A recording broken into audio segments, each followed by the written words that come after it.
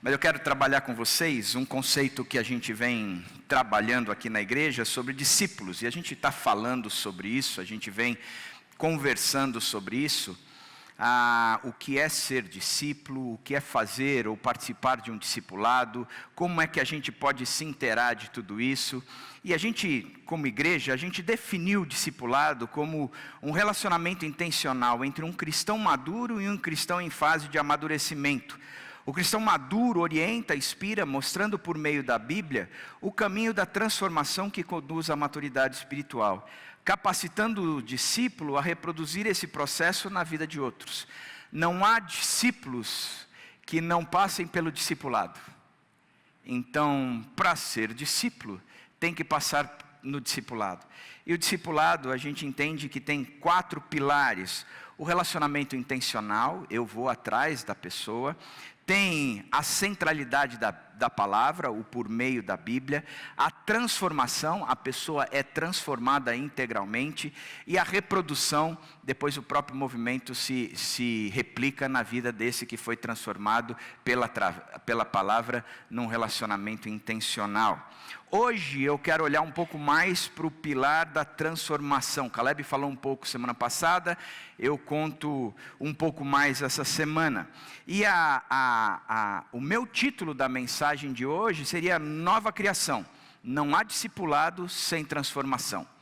Nova criação, não há discipulado sem transformação. Vira para a pessoa do seu lado e diga isso, nova criação, não há discipulado sem transformação.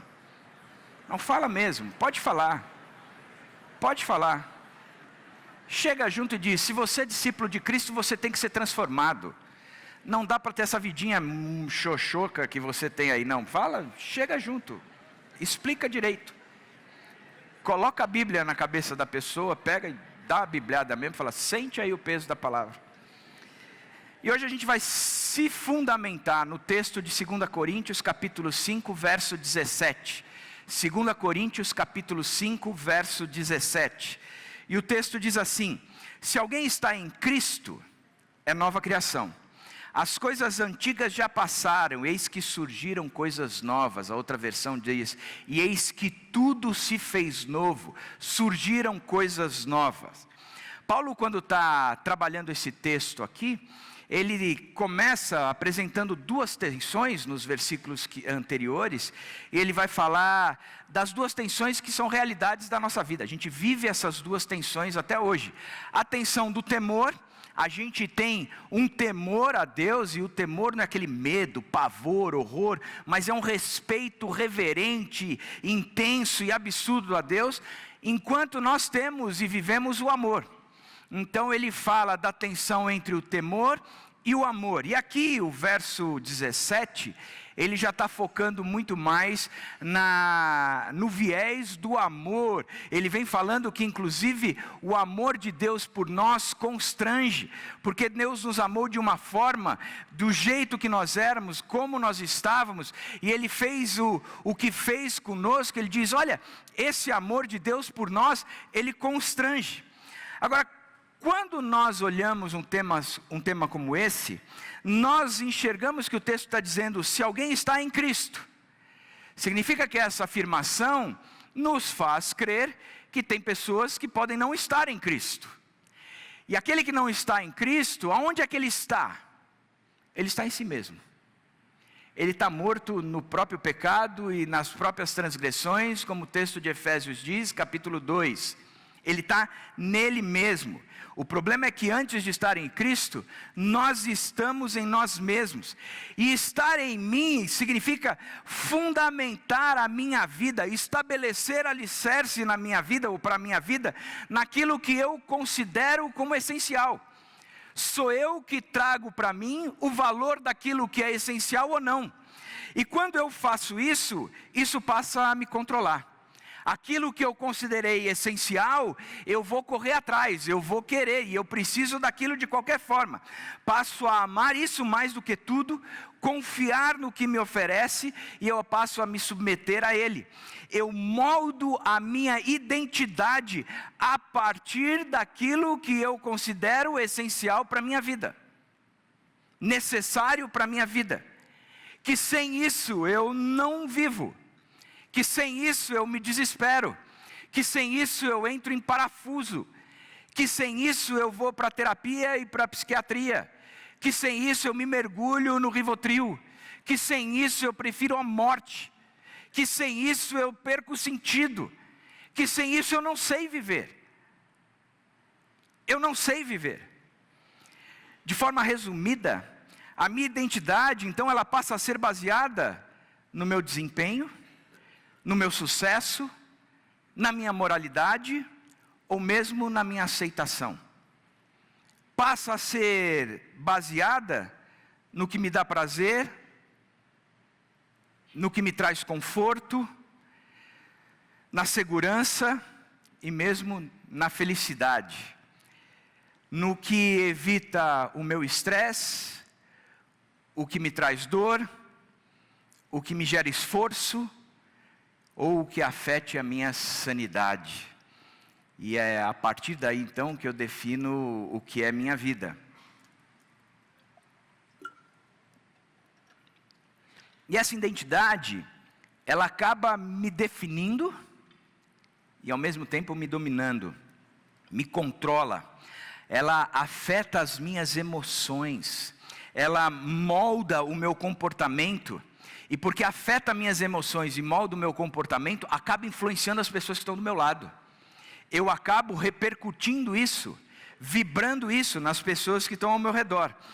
Agora, é fácil reconhecer a nossa identidade, é fácil reconhecer o que nós corremos atrás, ou aquilo que me dá segurança, o que eu considerei como essencial para a minha vida.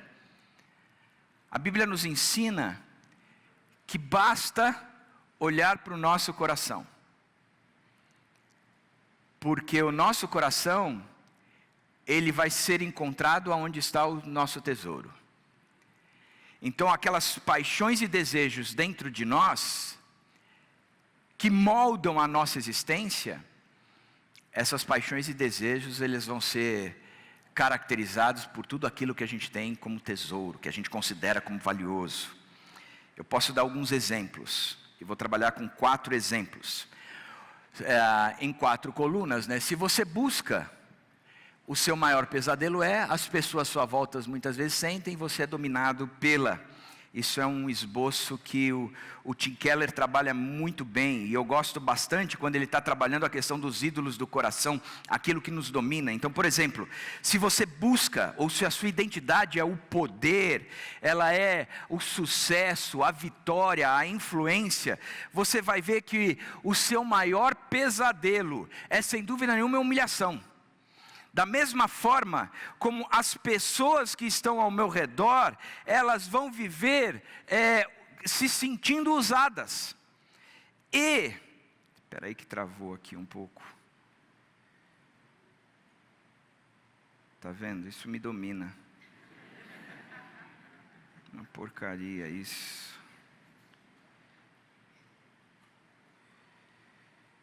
Está indo lá, né? Não está indo aqui. Se alguém puder trouxer a mesinha, eu vou usar o computador. A pessoa acaba se sentindo usada, e você acaba sendo dominado pela ira. Não precisa não, Felipe, voltou aqui, obrigado. Então quando você percebe que você está sendo dominado pelo poder, por esse desespero por sucesso, por vitória, por ser influente, você vai ver que o seu maior pesadelo, aquilo que domina a sua mente, muitas vezes está trazendo para as suas emoções, porque se está dominando a sua mente, é o que vai moldar a sua emoção. Sem dúvida nenhuma é humilhação. As pessoas que estão do seu lado, elas vão se sentir usados, e o seu sentimento, a sua emoção maior, sem dúvida nenhuma, é a ira. Eu fico irado quando eu perco o controle, eu fico irado quando eu não tenho esse poder, eu fico irado, e essa ira me domina. Agora, é interessante que um outro fator, ou um outro ídolo, outra coisa que eu fundamento a minha existência, é a aprovação. E o meu maior pesadelo é a rejeição. E as pessoas à sua volta muitas vezes se sentem sufocadas. E a minha principal emoção, aquilo que me domina mais é a covardia. Um quarto elemento, um quarto controle seria o conforto.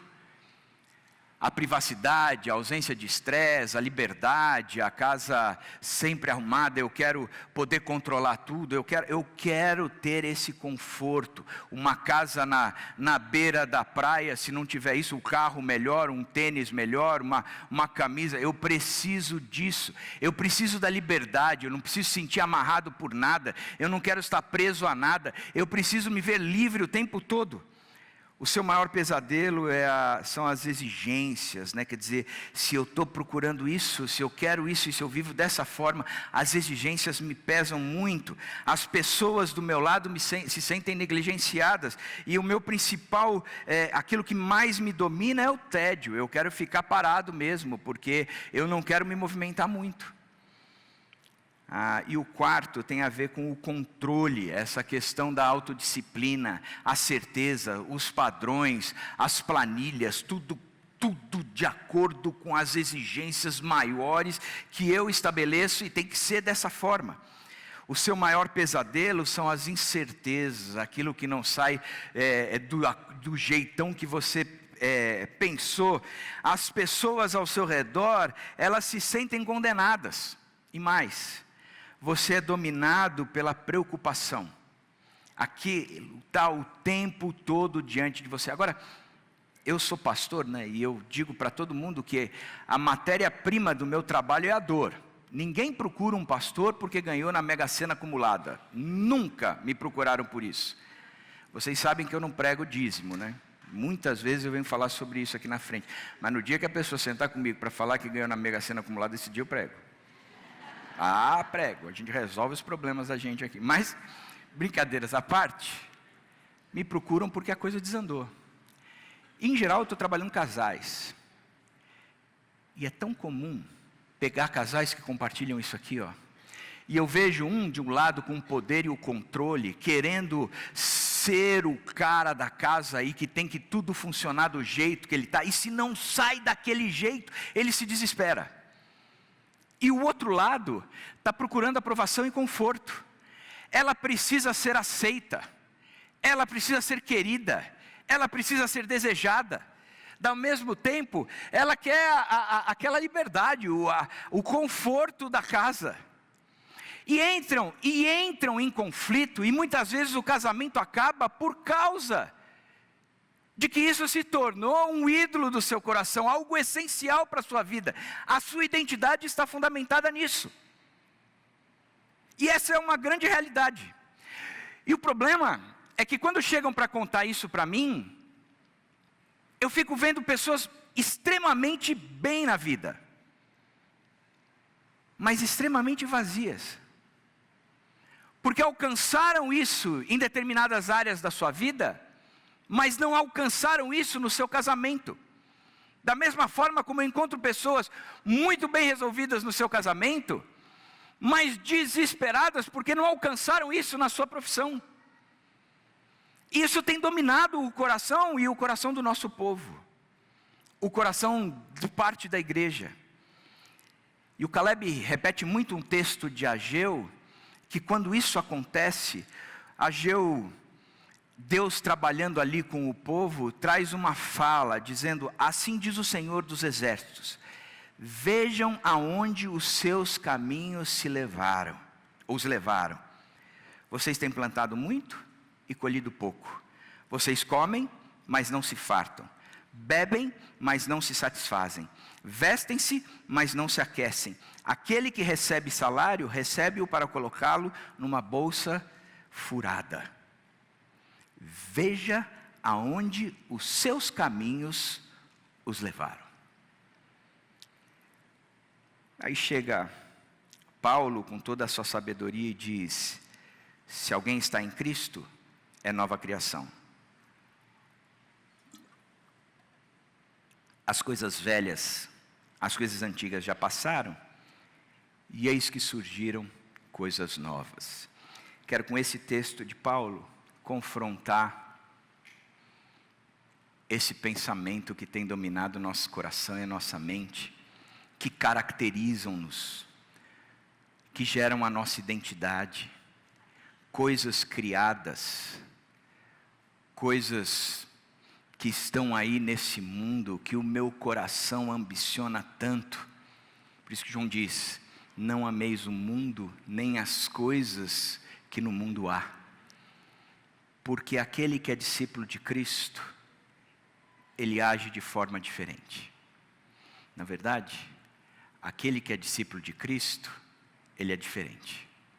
E o texto diz, se alguém está em Cristo, é nova criação, as coisas antigas já passaram, e eis que surgiram coisas novas. Eu quero pensar em duas afirmações nesse texto. A primeira afirmação é, onde você está define o que você é. Se alguém está em Cristo, é nova criação. Se alguém está em Cristo, é nova criação. A nova identidade, ela não é baseada no desempenho. A nova identidade não é baseada naquilo que eu construo. A nova identidade, ela é baseada naquilo que Deus fez por mim. Porque a antiga identidade, ela é fundamentada em cima de tudo aquilo que eu quero construir, de tudo aquilo que eu fiz ou deixei de fazer. A minha antiga identidade, ela é classificada pelos meus acertos e pelos meus erros, pelas minhas conquistas e pelas minhas derrotas. Ela é pontuada exatamente, e ela é trazida para perto, apontando exatamente aquilo que sempre me dominou. E com Deus eu tenho a minha identidade extremamente clara. E para Deus a minha identidade não é mascarada.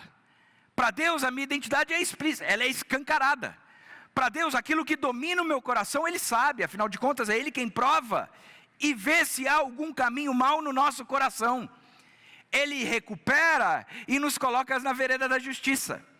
Porque para nós, que construímos a nossa identidade baseada naquilo que consideramos essencial para a vida, temos a nossa marca. Por exemplo, quando aquele cego que foi curado por Jesus, ele chega no meio da liderança novamente, a liderança incomodada, o povo incomodado, porque o cara era cego. O pessoal não consegue nem mesmo celebrar a nova identidade dele. O pessoal só quer saber o que foi que aconteceu. E a fala do cego é brilhante. Quem ele era, eu não faço ideia. Eu só sei de uma coisa, a minha identidade mudou a partir dele. Eu era cego e agora eu vejo. Essa é a realidade. É uma nova identidade. O cristão, ele não é apenas perdoado, porque isso é uma das coisas que a gente acha, que a grande característica da vida do cristianismo é que nós fomos perdoados. Deus nos perdoou, ok, então eu tenho lugar no céu. Deus não perdoou, ok, eu vou passar a eternidade com Ele. Deus não perdoou, tá bom, eu estou satisfeito. Tudo aquilo que eu fiz ou que eu venha fazer, Deus trabalhou isso na cruz, então eu estou perdoado. Graças a Deus por isso.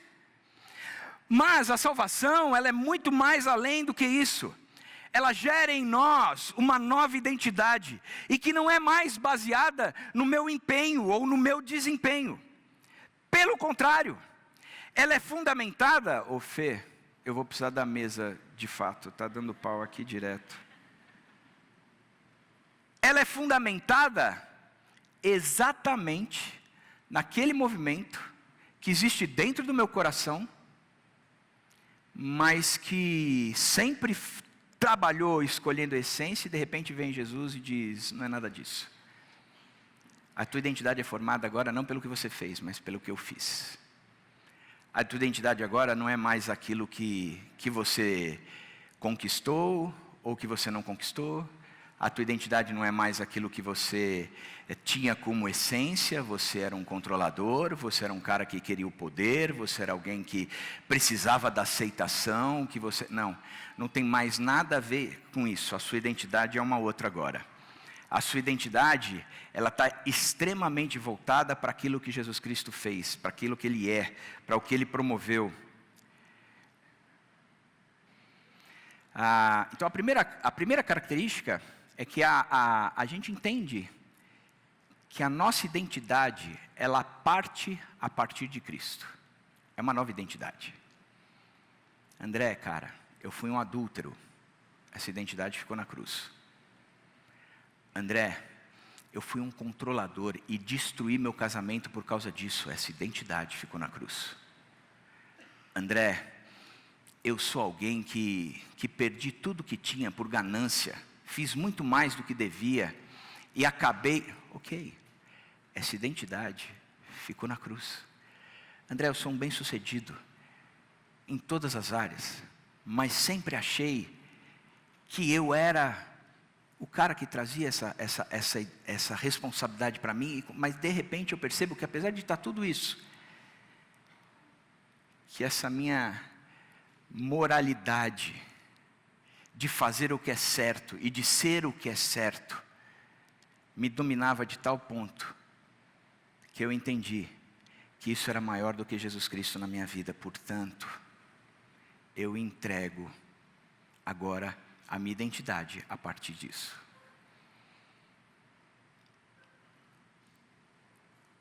O estar em Cristo é não estar mais na minha identidade. O estar em Cristo é não estar mais em mim mesmo. O estar em Cristo muda. Eu sou uma nova criação. Não sou mais o que eu era antes. Eu sou uma nova criação. A segunda coisa que o texto nos ensina é que aquele que está em Cristo é nova criação. Existe uma nova criação. A segunda característica do texto é que onde você está define o que você é. Então você tem essa nova identidade, mas você também é uma nova criação. É uma transformação sobrenatural, não é uma transformação qualquer. O que muda, muda a minha essência. Eu era aquilo e eu não sou mais. Eu tinha dentro de mim toda essa conformação, mas agora não tem mais. Isso acabou. Não existe mais. Então eu passo a ser uma nova criatura. A conversa de Jesus com Nicodemos traz esse conceito. E o conceito daquele que era o mestre da lei, sabia tudo, dizendo: como é que eu posso nascer de novo? Por acaso eu vou entrar na barriga da minha mãe? E o que Jesus está ensinando é, exatamente, você vai ter que ser uma nova criação. Você não vai entrar na barriga da sua mãe, mas há uma mudança da sua essência. Você é transformado de forma integral, e isso significa ser uma nova criação. Não é uma garibada, uma maquiada. Sabe quando a gente está atrasado e a esposa diz assim: eu só vou retocar maquiagem. O que é que passa na sua cabeça? Perdi o programa.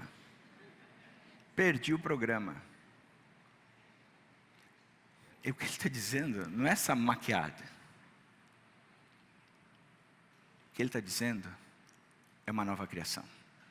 Você, de uma nova identidade, você partiu para uma nova criação. Isso é sobrenatural. O C.S. Lewis, ele compara isso com o metal sendo forjado. Ele diz o seguinte: você pega o metal bruto e coloca no fogo. Na hora que ele fica incandescente, ele está ali sendo transformado na sua essência. Porque primeiro, o calor amolece o metal, permitindo que ele seja moldado e forjado em uma nova forma. E se a gente para pensar, quando estamos em Cristo, o nosso coração endurecido se torna maleável às mãos de Deus, e Ele nos molda conforme a sua vontade. Da mesma forma como o metal no fogo, as impurezas são removidas. O fogo purifica o metal, queimando impurezas e deixando-o mais puro. Da mesma forma, Deus usa as provações da nossa vida, a sua palavra, para nos purificar e remover pecados e falsas identidades. Da mesma forma como o metal se torna mais forte após o resfriamento, ele se torna mais resistente do que era antes. E o conteúdo de tudo isso é que depois que passamos pelo processo de transformação em Cristo, nos tornamos espiritualmente mais fortes. Tiago diz: tende por motivo de toda alegria o passar por provação, porque na provação você entra imaturo e você sai maduro. Você entra à imagem e semelhança do ser, com a identidade do ser humano caído, e você tem então uma nova identidade, a identidade de Cristo. Isso acontece a partir das provações, e as provações são bênção. As provações, elas nos forjam, da mesma forma como o fogo forja o metal. Torna o metal mais resistente, mais puro, com o formato certo e assim por diante. Então Cristo, Ele não veio tornar as pessoas melhores. Nunca foi essa a proposta, C.S. Lewis diz. Mas veio para torná-las novas criaturas, serem recriados para um novo propósito. Esse é o projeto de Deus. E a terceira coisa, Ele dá uma nova identidade, Ele nos dá uma nova criação, mas Ele também nos dá um novo coração. Porque o coração é onde reside todo o problema do ser humano. É no coração. O cristão, ele não abandona simplesmente certos comportamentos. Ele passa a desejar coisas diferentes. Ele não olha simplesmente para a vida dele e diz: eu preciso parar de mentir. Mas ele olha para a vida dele e diz: não é só não falar a verdade, mas tem algo maior que eu assumo para mim, porque esse é o projeto de Deus, quando me deu uma nova identidade, numa nova criação, me dando um novo coração. Porque dentro do nosso coração é onde existem esses desejos e paixões, aonde definem aquilo que nós queremos. É dentro do nosso coração que os tesouros vão ser identificados e a gente vai correr atrás. Gálatas diz que devemos crucificar com Cristo as nossas paixões e os nossos desejos. Essas coisas que entram em nós e nos trazem identidade, a gente precisa crucificar. E esse é o segredo da vida. O segredo não é apenas dizer não aos desejos da carne, mas dizer sim a uma alegria ainda maior. Não é as migalhas que o mundo oferecer, eu dizer, eu não quero mais essas migalhas. Mas é desejar ardentemente as coisas do reino de Deus. É entender que nas coisas de Deus é onde eu vou encontrar felicidade. É entender que nas coisas de Deus é que eu vou encontrar o significado da minha vida. É entender que nas coisas de Deus é que de fato eu encontro o que tudo preciso. O exemplo clássico é o casamento. Clássico. Porque nós casamos para encontrar a felicidade. Quem foi que casou aqui para ser infeliz? Levanta a mão. Ninguém teve coragem, né? Mas nós casamos para ser feliz. Certo?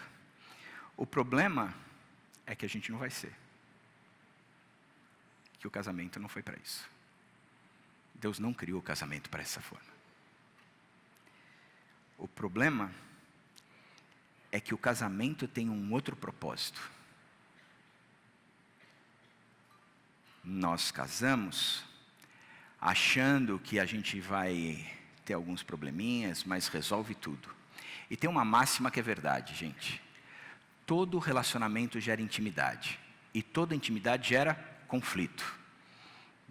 Hoje em dia, como a gente não pode ter dor, não pode passar por provações, não pode ter dificuldade nenhuma, o que é que nós fazemos? Trocamos o relacionamento. Mas todo relacionamento gera intimidade, e toda intimidade gera conflito. O que é que nós precisamos fazer? Entender como é que eu, sendo nova criatura, vou administrar esses conflitos para que eles nem existam. Então, nós entramos tendo essa máxima na cabeça, que a gente entrou para ser feliz, que a gente vai buscar a realização nesse relacionamento, mas aí a gente se frustra. Aí vem Paulo e diz que devemos amar a nossa esposa como Cristo amou a igreja. Paulo vem dizer, A felicidade não está no seu cônjuge. A felicidade está em Cristo. Porque você vai amar sua esposa como Cristo amou a igreja. Você vai encontrar felicidade quando amar a sua esposa como Cristo amou a igreja, a despeito dela. Porque Cristo amou a igreja a despeito da igreja. O amor, ele muda porque o modelo não é mais o meu amor pela Dani. O amor que fui amado por Cristo me amou do jeito que eu sou. O amor, eu amo porque Ele provou o seu amor para comigo, mesmo eu sendo um pecador, um tranqueira. E esse é o modelo. Eu amo porque Ele me amou primeiro. Me amou sem que eu tivesse mudado. Eu amo porque Ele me amou incondicionalmente. Eu estou livre das amarras que eu estabeleci na minha identidade. Eu não preciso mais controlar. Eu não preciso mais ter segurança. Eu não preciso mais da aceitação. Eu não preciso mais. Porque Cristo me libertou de tudo isso e a minha essência é outra. Agora eu amo porque Ele me amou. Eu amo porque o amor é dEle. Eu amo porque Ele é amor. E quem não ama não conhece a Deus, porque Deus é amor. Portanto, eu passo a amar incondicionalmente. Eu amo a minha esposa porque Cristo me amou e se entregou por mim. Eu amo a Dani porque Cristo se esvaziou, até que não houvesse outra coisa a ser feita, a não ser morrer por mim. Portanto, eu amo a Dani, até que eu não tenha outra coisa a fazer, a não ser morrer por ela. E essa é a minha marca, essa é a minha identidade de hoje. Eu amo porque eu sou nova criação, e portanto amo como Cristo amou e se entregou. Amo a minha esposa a despeito dela, e esse é o modelo. Amo porque a minha felicidade está em Cristo, e não no casamento. Amo porque Ele me chamou para as coisas maiores. Amo porque Ele permite que o meu casamento seja o reflexo da imagem e semelhança da Trindade, porque foi assim que eu e a Dani fomos criados. Quando Deus criou o homem e mulher os criou, a sua imagem e semelhança da Trindade. Eu amo a minha esposa. A Dani é fácil de amar, mas eu amo não porque ela é fácil de amar, porque o meu modelo é Cristo. Porque a minha identidade é com Cristo. Porque aquilo que eu ganho é de Cristo. Não tem nada a ver com ela, mas tem a ver com Cristo. Um novo coração surge em mim, novos desejos, novas paixões. Surge em mim o desejo de que ela experimente o amor de Cristo por meu intermédio. Surge em mim a minha motivação de ser o Cristo que ela vê. Surge em mim o desejo de trazê-la cada vez mais perto, a tal ponto de apresentá-la sem rugas, sem mancha, santificada para Deus. Porque as minhas paixões e os meus desejos mudaram. Porque eu tenho um novo coração, que é fruto de uma nova criação, que é fruto de uma nova identidade. A minha identidade agora é a de Cristo, pela graça de Deus. Então a gente olha para o texto, e a primeira afirmação é: você está, onde você está define o que você é. E isso é forte, porque se alguém está em Cristo, esse alguém é, não é que será, ele é. Já é defendida ou definida a sua identidade. Mas a segunda coisa que o texto também nos mostra, uma segunda afirmação, é que a transformação acontece quando o velho é substituído pelo novo. Aí tem gente já dando, graças a Deus, vou poder trocar minha velha por uma nova. Não é isso. As coisas antigas já passaram, e eis que surgiram coisas novas. As coisas antigas já passaram, e eis que se fez tudo novo. Primeira coisa, gente, é que não há transformação sem a cruz. O velho homem, a minha velha identidade, ela não pode ser reformada. Ela precisa ser crucificada, morta. O cristão, ele não pode tentar equilibrar a sua nova vida com resquícios da vida antiga. Ele não pode tentar equilibrar dizendo eu tenho essa identidade, mas também partilho daquela identidade. Isso é falsidade ideológica. A ideia é eu sou novo.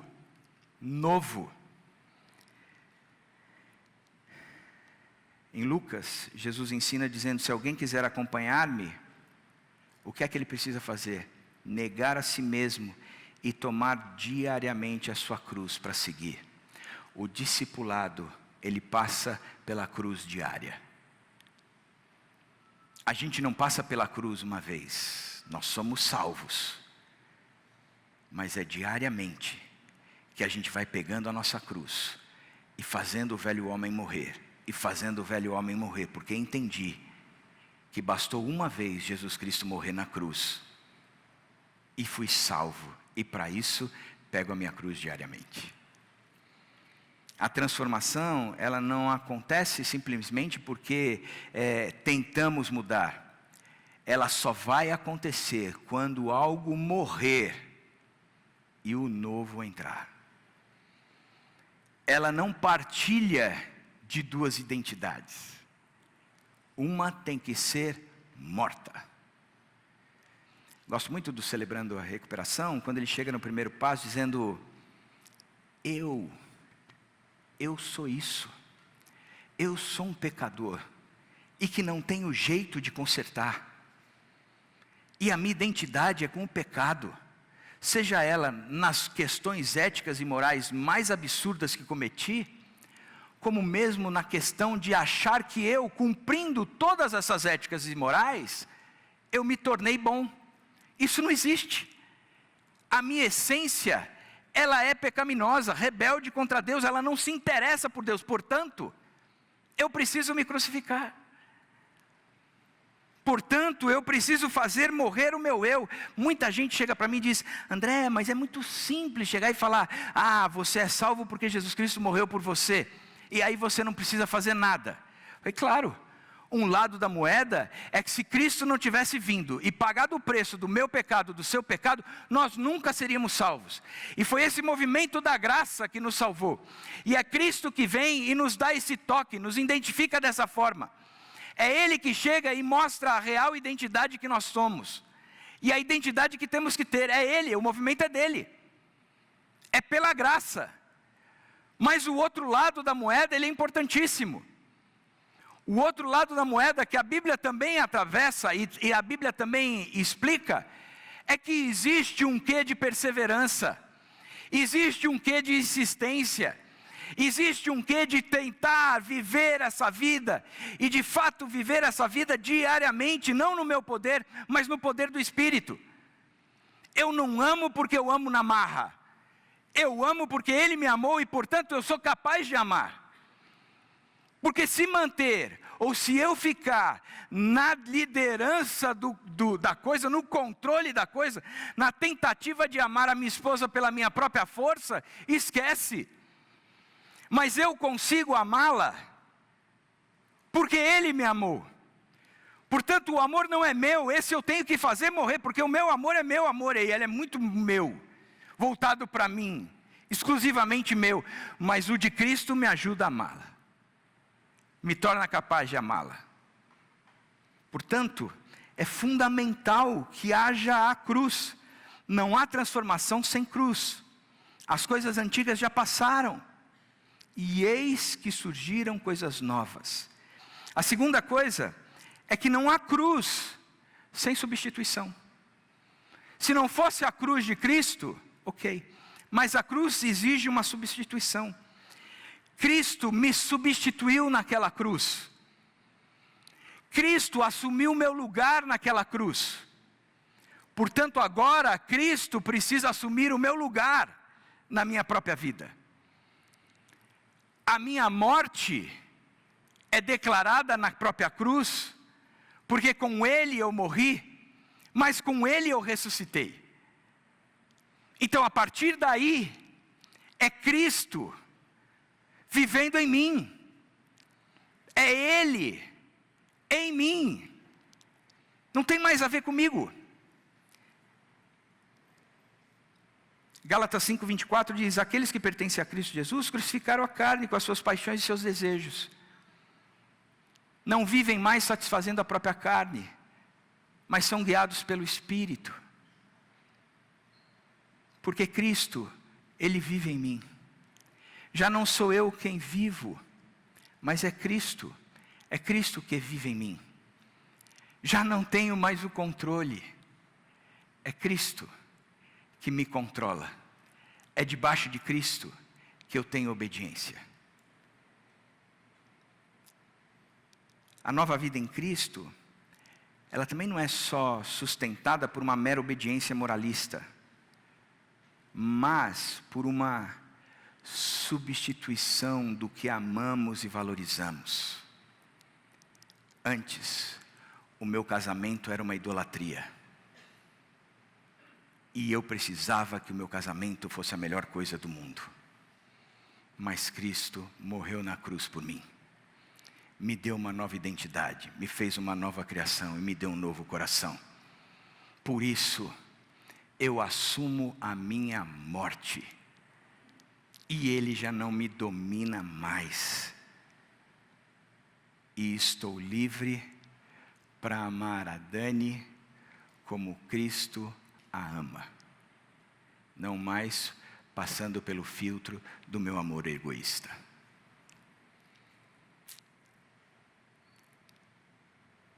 O Evangelho, ele não é apenas que Deus perdoa seu pecado. Mas o Evangelho é que Deus muda as suas paixões e os seus desejos.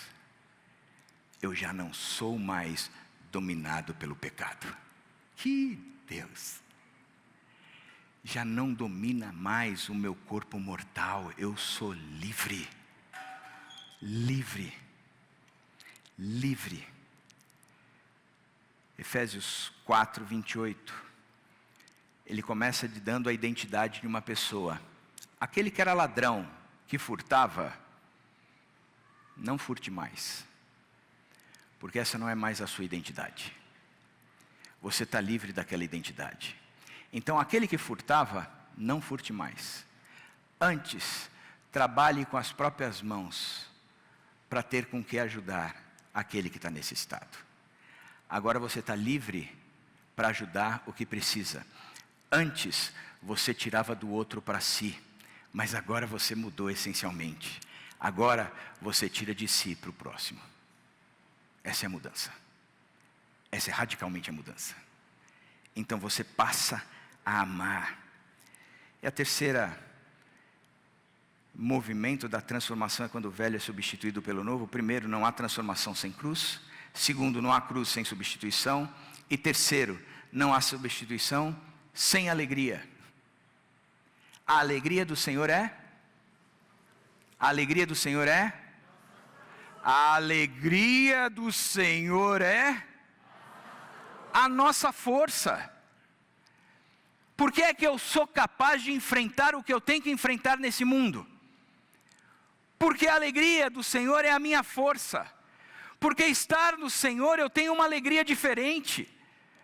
Porque eu não sou mais feliz ou alegre com essas coisas passageiras, essas migalhas que o mundo oferece. Eu tenho algo muito maior. Eu posso desfrutar de algo que é indiscutivelmente maior. A alegria do Senhor é a minha força. O C.S. Lewis, ele compara essa substituição da alegria como uma criança que brinca numa poça de lama. E você vê aquela criança brincando na poça de lama e ela achando a coisa mais bacana da face da terra. Até que ela conhece um feriado na praia. Verdade ou mentira? Eu tenho um filho, que eu não vou falar qual, porque ele vai casar em julho, pode constranger e uma série de outras coisas. Que eu lembro que uma vez ele era pequenininho, a gente chegou na praia, e ele corria pela areia, entrava na água, descia, ia e vinha, aquele negocinho pequenininho, hoje está aquele negócio todo torto, mas ia e vinha, e aí uma hora deitou no chão, assim, a água batendo, ele olhou e disse, isso que é vida. Aprendeu que não é a poça de lama, mas é a imensidão do mar e da areia que Deus nos tem e nos dá e nos oferta. Não é mais ficar chafurdando ali, mas é desfrutando das riquezas de Deus, do seu poder, da sua gloriosa palavra, de ser orientado, de poder passar de forma diferente, enxergando as luzes, e tudo muda, a nossa cosmovisão muda por completo, inclusive a morte muda por completo, a maneira como nós enxergamos a morte, já não é mais a mesma, a maneira é outra. Paulo diz o seguinte em 2 Timóteo, a carta do seu martírio, ele sabia que estava escrevendo as suas últimas palavras, ele sabia que ele ia ser julgado pelo imperador e que ele não tinha escapatória, e ele estava numa condição que era injusta. Ele sabia que ele tinha sido abandonado por amigos, ele sabia que tinha sido traído por outros amigos, ele estava numa masmorra ali, com frio, passando fome, necessidades, ele sabia que não tinha mais futuro, ele tanto sabia que ele dizia, eu já estou sendo oferecido como oferta de libação, de líquido, eu estou sendo sacrificado já, ele sabia que a morte estava bem na frente dele, e porque ele sabia, ele pega a caneta, e pega o papel e escreve com todo o coração dele para o seu amado filho Timóteo, dizendo o seguinte: Timóteo, a morte está na minha frente, eu vou enfrentar isso agora e não tem como eu fugir, mas eu lhe digo uma coisa, ele, Cristo, tornou inoperante a morte, e trouxe à luz a vida, nos dando a imortalidade por meio do Evangelho.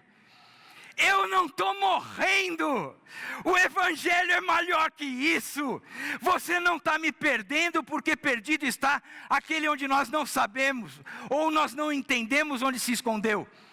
Você sabe onde eu estou, você sabe com quem eu estou. Eu continuo vivo, porque o meu Redentor venceu a morte, tornando-a inoperante, e me dando imortalidade. Mudou. Se muda a maneira da gente enxergar a morte, por que não mudará a maneira como eu enxergo o meu trabalho? Por que não mudará a maneira como eu enxergo os meus filhos, o meu casamento, a minha igreja, os meus vizinhos? Se Ele tornou a morte inoperante e me fez imortal, porque trouxe à luz a vida, que dirá as outras coisas? Porque a morte é o nosso grande inimigo. Mas Ele morreu, mas ao terceiro dia ressuscitou. E esse é o nosso Deus, é Ele. Não há transformação sem a cruz, não há cruz sem substituição, e não há substituição sem alegria, triunfante, na certeza de que em Cristo nós somos mais que vencedores, que nada se compara à nossa leve e momentânea tribulação, com o eterno peso de glória. Nada se compara. Porque Cristo é maior. Porque Cristo é maior. Somos essencialmente diferentes. E eu vou terminar com uma ilustração, mas eu vou contar o fim da ilustração. Eu não sou como alguns outros pastores que começam a contar, não termina, esquece, a gente tem que lembrar. Fica uma ilustração truncada, a gente não aproveita dela direito e assim por diante.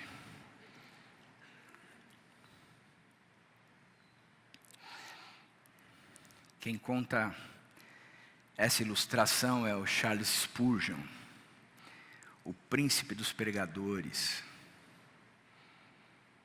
Era uma vez um agricultor, e esse agricultor ele cultivou uma cenoura muito grande. A maior cenoura que ele já tinha cultivado na vida, e ela era enorme. E ele pegou essa cenoura e disse: não vou ficar para mim, vou levar para o rei.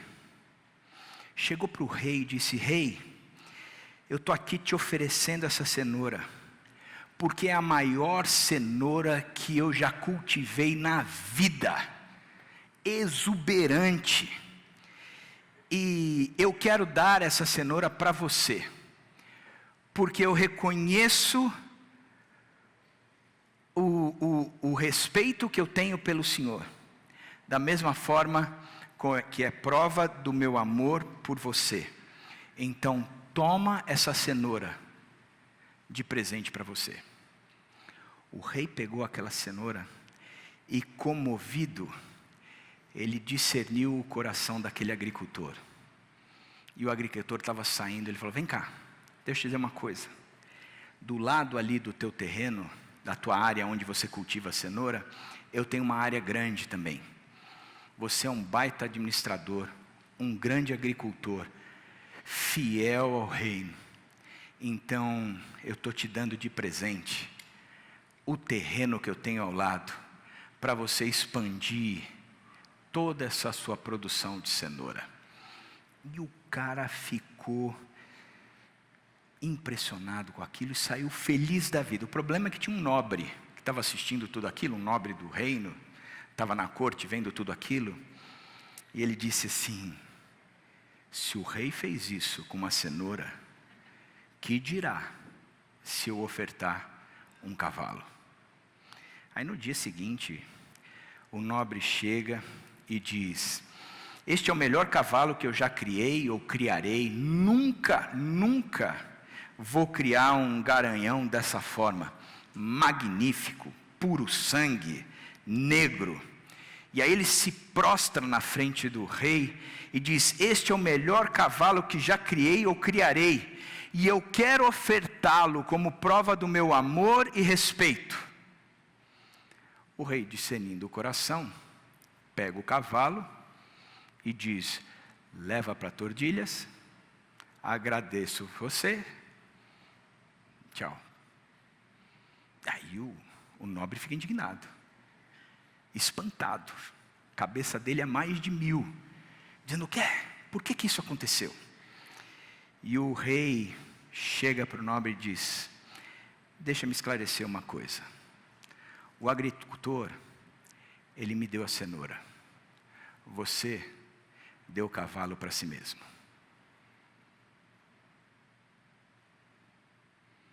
Qual é a nossa identidade? A gente precisa morrer. O nosso prazer e a nossa alegria tem que ser transformada. Portanto, termino dizendo que o ser nova criação, e não há discipulado sem transformação, ele exige uma nova identidade, uma nova criação, um novo coração. Não há transformação sem a cruz, não há cruz sem substituição, e não há substituição sem alegria. E é isso que Cristo faz conosco, é isso que Ele nos transforma, e somos adotados pelo Pai, como filhos, que nos tornamos parecido com o irmão mais velho. Que assim seja, e que seja assim na sua vida. Não há discipulado sem transformação.